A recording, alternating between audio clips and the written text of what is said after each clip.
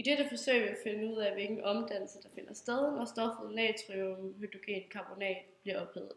Formlen for natriumhydrogencarbonat hedder NaHCO3. Det er den, vi har her.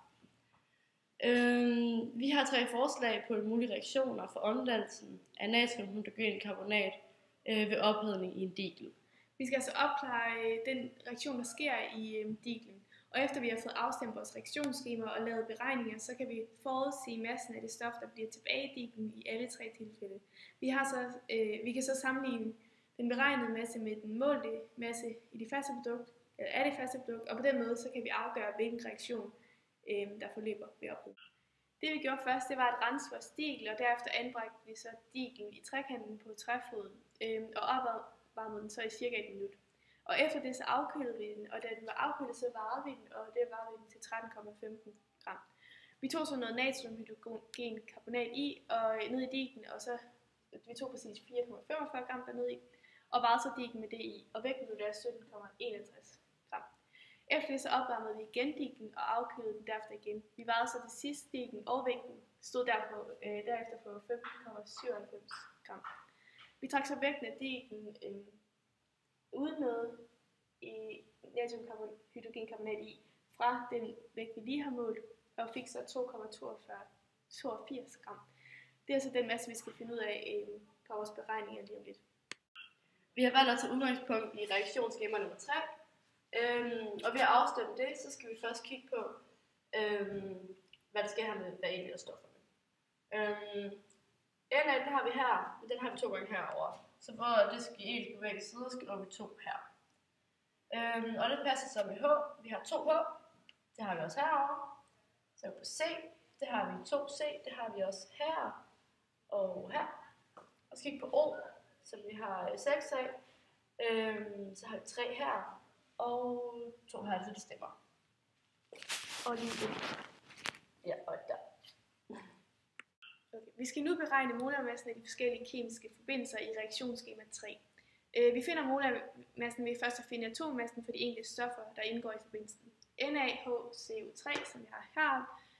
Hvis vi skal tage den, så skal vi først kigge på Na. Hvad er dens atommasse? Den er 22,99. Hydrogens atommasse, det er 1,008. Det skal vi så plusse sammen med carbons atommasse, som er 12,01. Som vi så til sidst skal plusse sammen med oxygens atommasse, som er 16,00, og det skal vi gange 3, fordi vi har 3 oxygen. Og vi får så molarmassen, som er 84,008.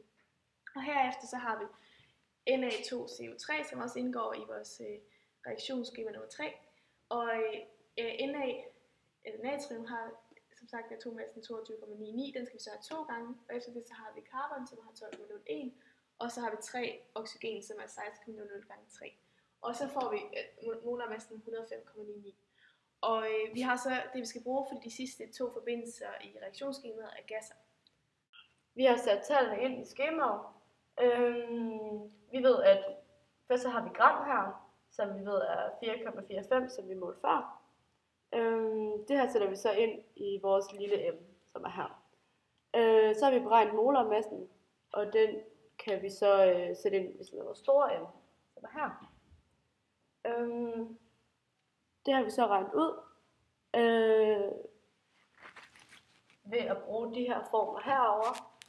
For at finde n, så skal man sige lille m og store m. Og det har vi fået til 0,053 gram.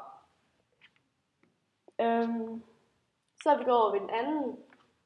Vi ved, at vi har 2 natriumhydrogencarbonat. Det har vi ikke herover, så derfor tager vi halvdelen, som vi har her. Så har vi også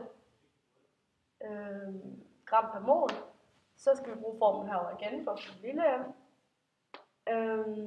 som så er n gange store m, og det giver 2,81.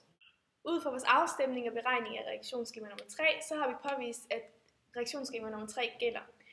Da vores beregnede, den her 2,81, stemmer overens med vores målte vægt, som er herovre, 2,82 gram, med en difference på 1 milligram. Men det viser, at reaktionsskema 3 har ret.